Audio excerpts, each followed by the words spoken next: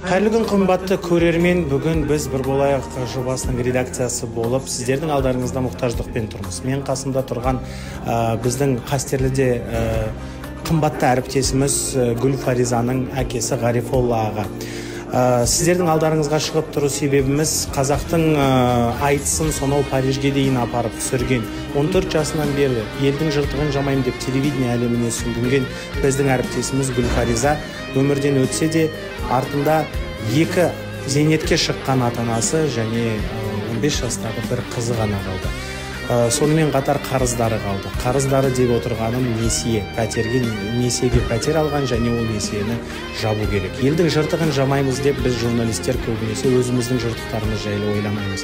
Бірақ енді әріптесіміздің елім деп жүрегі соққан қазақ қызының жыртығын жамауға ел болып, сіз бен біз болып атсалысу керек деп шештік. Сол себепті Гүлфаризаның несиесін, пәтерінің несиесін жабу үшін сборды ашық деп жариялаймыз. Өтініш артық ақша болмайды, түсінемін, бірақ дегенменен кішкентай болса да көмектеріңіз тие алса сауабынан жазсын деп тілейміз. Сбор сомасы үлкен емес, небәрі 7 миллион 300 мың теңге.